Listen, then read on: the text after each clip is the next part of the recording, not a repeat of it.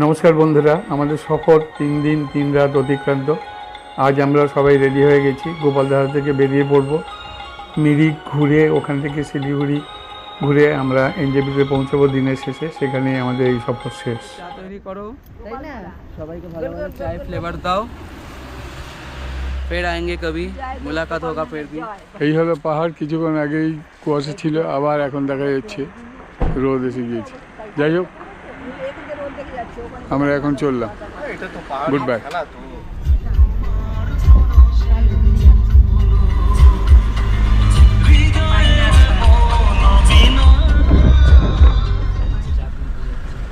সামনের দৃশ্যটা দেখুন খালি, বুঝলেন? সাদা মেঘ। এই জায়গাটা শুটিং অনেক সিরিয়ালে পাবেন।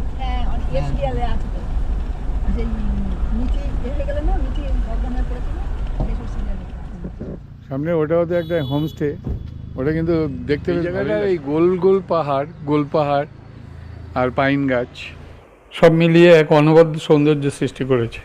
আরে বাহ, দুর্দান্ত।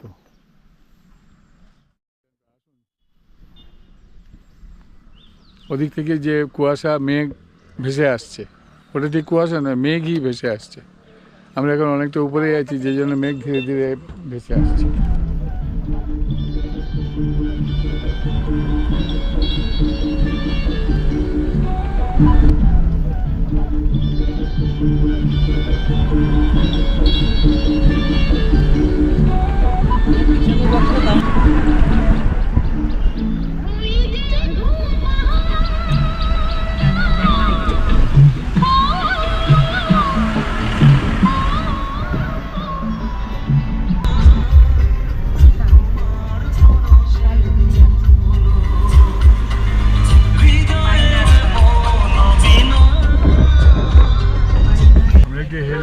হেলিপ্যাডে ঘুরে নিয়ে তারপর ওইখানে যাব। হেলিপ্যাডের রাস্তাটা কত সুন্দর লাগছে, দেখছো?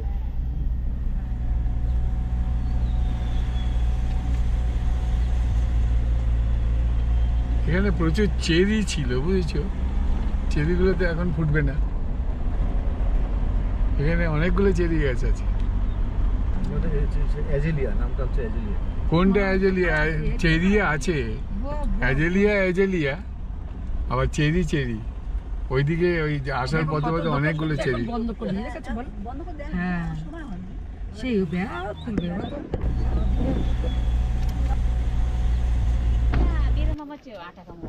एकदम राम्रो है भिडियो बनाउनु अन्त के गर्नु अब भोकै छैन। टेस्टै गर्नुहोस् न एकचोटि, यसो दिदीको बोली त गर्नु पर्यो नि त है। त्यति सिलिगुडीबाट गेस्टले त्यसो भनिदियो भने त हाम्रो रोजीरोटी कहाँबाट बस्छ? एक प्लेट मोमो टेस्ट गर्नुहोस्। नहीं, फोटो खींचने से नहीं होगा। मोमो खाना के लिए इतनी सुंदर बात बोला ना, इसीलिए हमको एक प्लेट दिया गया। ना भी दिया, तुले थे दुईजने मिले भूले जाए तो हां दीदी সেইটাই বলছি। চিকেনটা নাও না, চিকেনটা ভালো। চিকেনটা নেব, চিকেনটা ভালো, কিন্তু গরম আছে কি এটা? গরম হয়ে যায়। হ্যাঁ, ঠিক আছে। আর যদি হয় তখন, যদি বেশি লাগে তখন আবার বলে দেবো। এখন আমরা যাব মিরিক লেক।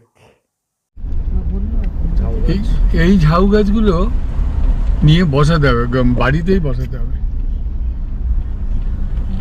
আমাদের দিকে যেগুলো আছে না, এটা ঝাউ গাছ, এটা ধুপি নয়, এটা ঝাউ গাছ। অনেক ধরনের প্রজাতি হয়, দেখে নিন। পাতার মধ্যে ডিফারেন্স পাবেন অনেক। ঝাউ গাছের পাতা এবার লম্বা গায়ে গায়ে ঘেঁষে ঘেঁষে। যেটা অরিজিনাল পাইন যেটা বোঝায়, সেটা হচ্ছে ওর পাতাগুলো নুডলসের মতন ঝুলে থাকবে, নিচের দিকে ঝুলে থাকবে সুতোর মতন। হ্যাঁ, ওটা ফল নয় না গো? হ্যাঁ, ওটার ফল হয়। হ্যাঁ, কেন ওটা আমরা আসামেও দেখেছি। আর ইয়েতে ওইটা হচ্ছে তোমার ইয়ে কি জানো, আরে টাটাতেও আমরা সেবারে এসেছিলাম। এই গাছটাতে এত ফুল ফুটেছিল, খুব সুন্দর ফুল ফুটেছিল। চেরি গাছ।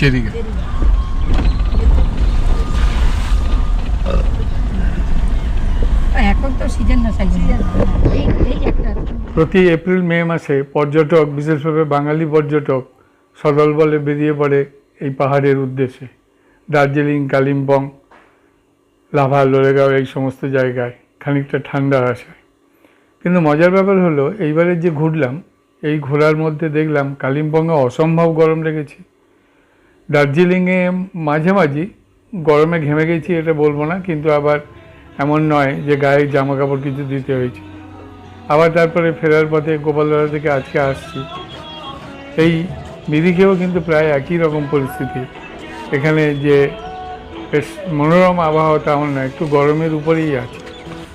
যাই হোক, তবুও সবার মতোই আমরা যেমন বেড়াই তেমনভাবে আমরা বেড়াচ্ছি। এই লেকের চারদিকে ঘুরে হেঁটে হেঁটে বেড়ানোর আকর্ষণ বাঙালির কিন্তু কোনোদিনই কমবে না। এটা হলো একটা বিস্ময়, এই পাহাড়ের উঁচুতে কীভাবে এত ভালো একটা লেক তৈরি হলো। ডান দিকে সিঁড়ি ভেঙে উঠলে একটা মন্দির আছে, ইচ্ছা করলে দেখে নিতে পারবে। এই জলের উপরে ব্রিজটা ছায়া পড়ে দারুণ অদ্ভুত সুন্দর একটা রেজুলেশন তৈরি হয়েছে। ব্রিজটা ছায়া পড়েছে। গ্রীষ্মকালে আস্তে আস্তে জল কমে যায়, এবারে অবশ্য এতটা জল কমেনি। এবারে দেখা যাচ্ছে জল একটু বেশিই আছে, কারণ কিছুদিন আগে বৃষ্টি হয়েছিল, সেই বৃষ্টির জন্য জল একটু বেশি আছে। ঠিক সেই জন্য মিরিক তার নিজস্ব রূপ সৌন্দর্য ঢেলে দিয়েছে আমাদের মতো পর্যটকদের জন্য।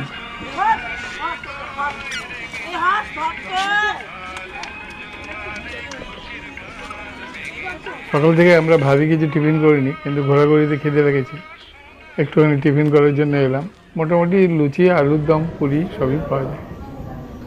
টিফিন কমপ্লিট করে আমরা পার্ক দেখতে বেরিয়ে পড়লাম।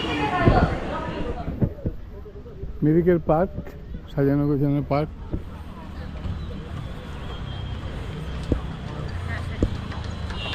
কিন্তু এখন একটু মেনটেন্যান্সের একটু অভাব আছে মনে হচ্ছে। কারণ হলো বেশ কিছুদিন মেনটেন করা হয়নি, এটা আমার ধারণা হচ্ছে। চারদিকে অ্যারেঞ্জমেন্টগুলো আছে, কিন্তু ওটা ঠিকভাবে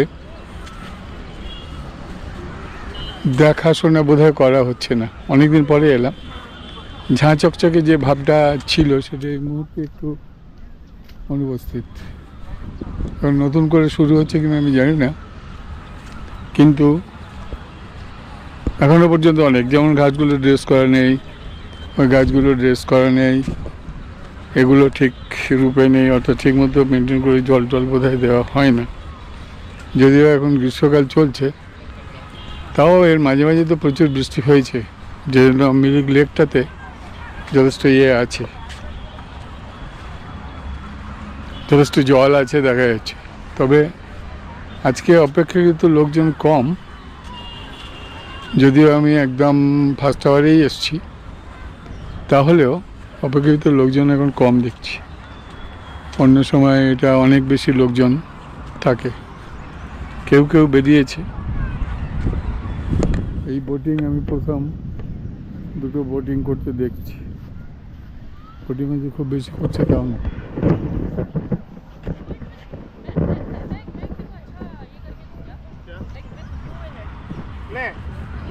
মিরিকের এক্সট্রা পাওনা এই বোটিং, আর ওদিকে ঘোড়ায় চড়া।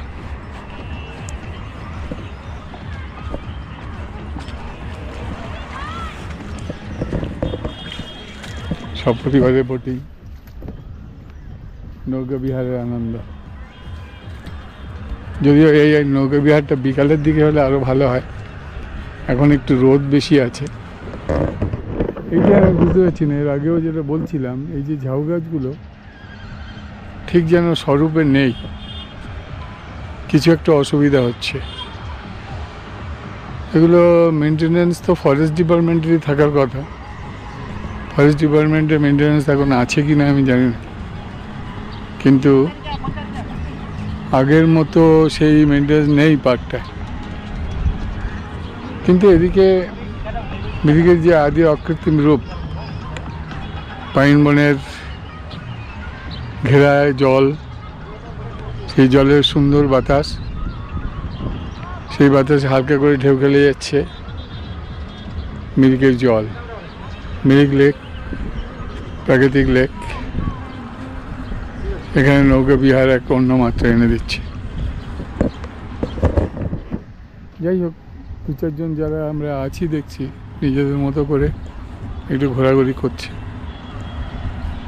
আনন্দ নেওয়ার চেষ্টা করছি।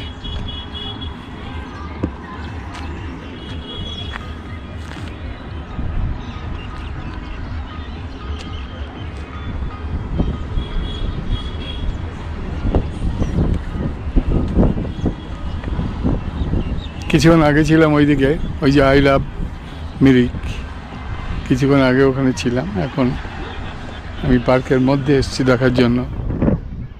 এই মেনটেন্যান্সের অভাবের কথা যেটা বারবার আমি বলতে চাইছি, ঠিকভাবে ঘাসগুলো ছাঁটাই করা নেই। এই ঝাউ গাছগুলোর অবস্থা খুব খারাপ। এখানে আমি বুঝতে পারছি না কেউ আলাদা কোনো বিষ ফিস দিয়েছিল কিনা, এরকম তো হয়ে যাওয়ার কথা না। ঝাউ গাছের ক্যারেক্টার অনুযায়ী এটা এরকম হওয়ার কোনো কথা না।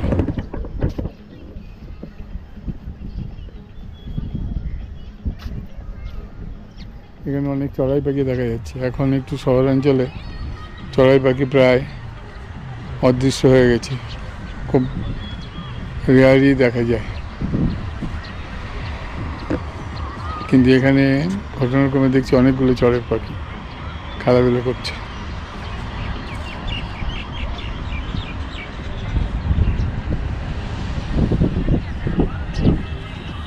লেকের সৌন্দর্য উপভোগ করার জন্য লেকের পাড়ে এই বেঞ্চগুলো দেওয়া আছে, কিন্তু এখন এত গরম, অসম্ভব গরম। এই গরমে এখানে বসার বিন্দুমাত্র ইচ্ছাই হচ্ছে না। পার্কের মধ্যে অবশ্য নতুন কাপড় বন্ধুবান্ধবী মিলিয়ে বেড়াতে আসে, সেটা একটা আলাদা আনন্দ বটে। বিশেষভাবে খানিকটা পরিবর্তন, সাধারণ জীবনের বাইরে এসে কিছুটা পরিবর্তিত জীবন নিয়ে কাটিয়ে যাও। এই যেমন মেনটেন্যান্সের এই দশা, এই হতদশাটা কবে থেকে হয়েছে আমি জানি না। এই পার্কটা নতুনভাবে তৈরি করা হয়েছিল, সবাই মিলিয়ে মিশিয়ে বিকালবেলা আসে যখন অনেক লোকজন থাকে সেখানে এসে এনজয় করার জন্য। কিন্তু পার্কের এই হতদশা দেখে আমি একটু হতাশ হচ্ছি। এদিকে এই গোলাপটা প্রচুর দেখা যায়, কিন্তু তারও দশা এখন মোটেই ভালো না, কারণ এটা অবভিয়াসলি কোনো একটা কারণে এর মেনটেন্যান্স নেই, এখন খুব খারাপ হয়ে গেছে। Construction of new toilet block, এতদিন পরে নতুন একটা টয়লেট ব্লক তৈরি করা হচ্ছে। টিকিট কেটে ভিতরে ঢোকে, এখানে অনেক লোকই আসে। তাদের ইমার্জেন্সিতে তো এটা অটোমেটিক্যালি থাকার কথা ছিল, কিন্তু এতদিন ছিল না, এতদিন পরে এখন তৈরি হচ্ছে একটা ব্লক। যাই হোক, দেরিতে হলেও ভালো।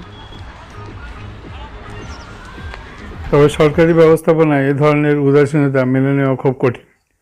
এই যেমন দেখুন, এখানে পদ্ম ফুলের চাষ হয়েছে, কিন্তু এখানে যে পরিমাণ জল থাকার কথা সেই জলটা ঠিকমতো সাপ্লাই করা হয়।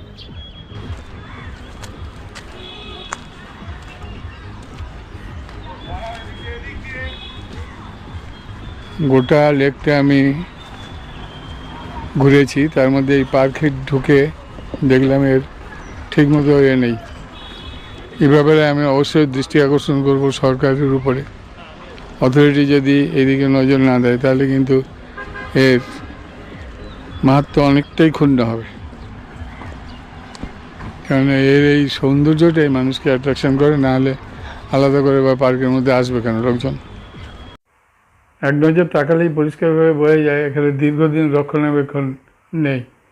রক্ষণাবেক্ষণ হবে কি না সে খবর আলাদা করে কেউ বলতে পারবে না, কিন্তু এই মুহূর্তে আমি দেখছি একটা ঘাস কাটার মেশিন নিয়ে আসা হয়েছে এবং এই মেশিনটা নিয়ে কিছু ঘাস কাটার ব্যবস্থা করা হচ্ছে।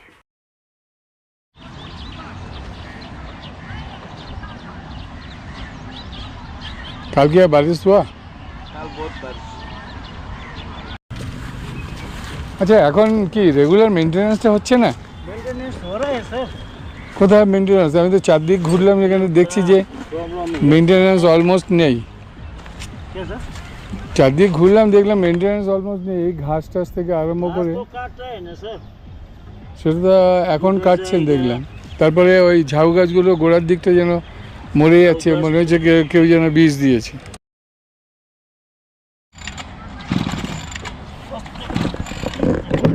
আজকে হবে কি না, আবার ঠিক করতে হবে, কিছু একটা ডিস্টার্ব হবে।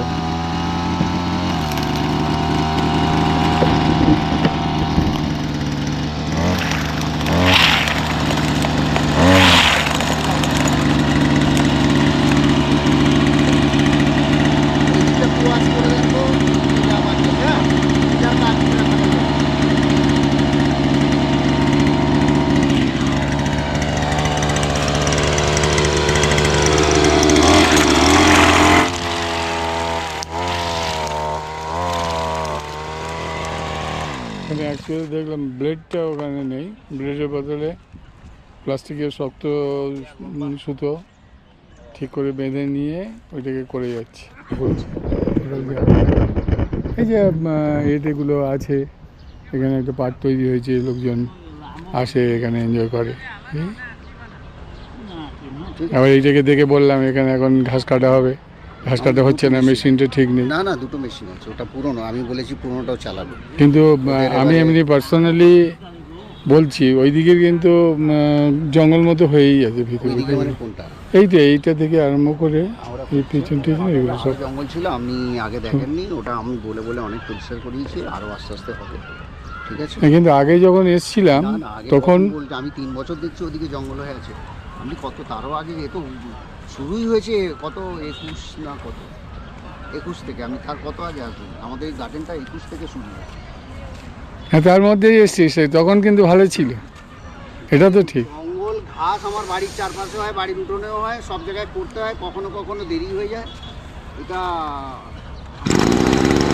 সেইটাই তো হচ্ছে কথা, যে ওইটা করতে গিয়ে মেনটেন করতে গিয়ে অসুবিধা।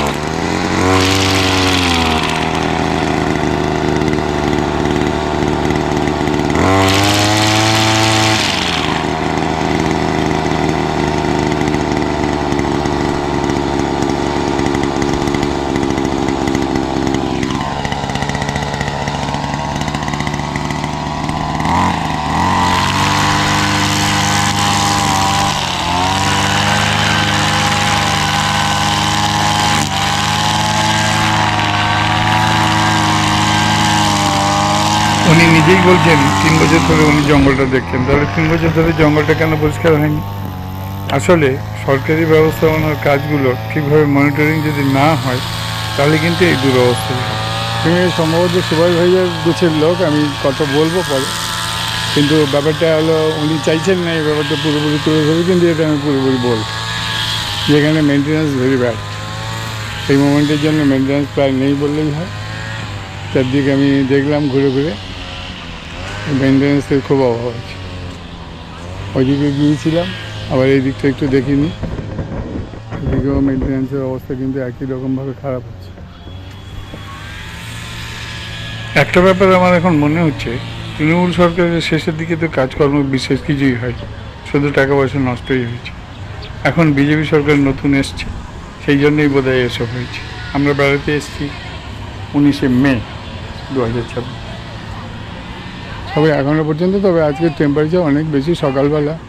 সকালবেলায় ছিল, বৃষ্টি হয়েছিল বলছিল, কিন্তু এখন বৃষ্টি নেই, কিন্তু চারদিক থেকে লোকজনও কিছু কিছু আসছে। তবে সেই ক্রেজটা এখন এই মুহূর্তে খুব একটা যে আছে তা নয়। যাই হোক, আপাতত এই পর্যন্ত থাকলো, পরে আবার এই নিয়ে কথা বলবো আমি। আমাদের মিরিক জার্নি এখানেই শেষ। আমরা আবার বেরিয়ে পড়ছি মিরিক থেকে, প্রায় 3 ঘন্টা কাটালাম এখানে। এখন প্রচণ্ড রোদ, মনে হয় 35 ডিগ্রির মতো রোদ আছে। তবে মিরিক লেক থেকে যে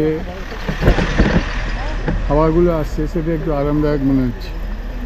যাই হোক, আমরা বেরিয়ে পড়ছি এখান থেকে, আবার পরে কথা হবে। আমাদের এখন ডেস্টিনেশন শিলিগুড়ি, বেঙ্গল সাফারি।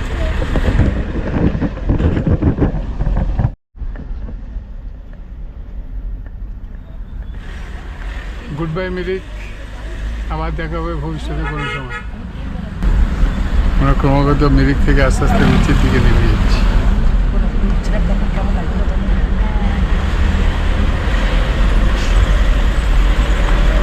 এখন প্রত্যেকটা গ্রাম গ্রাম মতো এরিয়া যেগুলো ছিল সব জায়গায় কিন্তু হোমস্টে অলরেডি রয়েছে, এবং সেই হোমস্টেতে অনেকে ইন্টারেস্টেড হচ্ছে। আমরা থাকি, হঠাৎ হঠাৎ দেখে সেই হোমস্টেতে থাকি। ক্রস করছি সৌরিনী টি এস্টেট, বিখ্যাত অর্গানিক টি। গাছটার গোড়ায় মন্দিরটা আছে, দেখে নিন। দেখবে না কেন, এখান থেকে কতবার গিয়েছে সেটা মনে নেই। এটা সৌরিনী বাজার। সৌরিনী টি এস্টেটের টি খুব বিখ্যাত, পৃথিবী বিখ্যাত, কারণ ওগুলো অর্গানিক টি তৈরি হয়। ওখানে কোনো বীজ দেওয়া হবে না, কিছু করা হবে না। সৌরিনী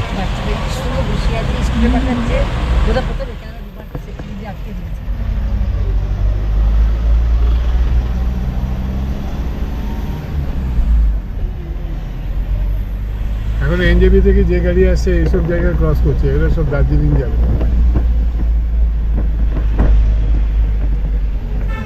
এইসব দার্জিলিং যাবে, ওই দার্জিলিং মেল, পদাতিক এইসব হয়ে যাবে আসছে। নানাজ হোমস্টে অ্যান্ড রেস্টুরেন্ট, নানাজ হোমস্টে।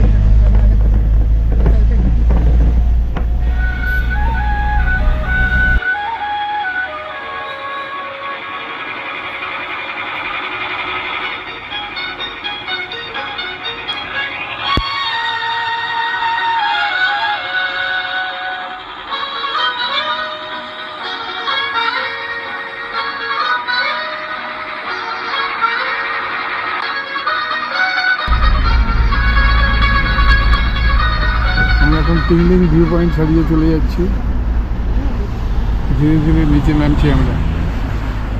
আস্তে আস্তে গরম বাড়বে, এখন অবশ্য সেই গরমটা পড়েনি। পার্টিকুলার মিরিক লেকের ওখানে বেশ গরম ছিল, তারপর আবার চলছি, বাতাস লাগছে, মোটামুটি অসুবিধা কিছু হচ্ছে না।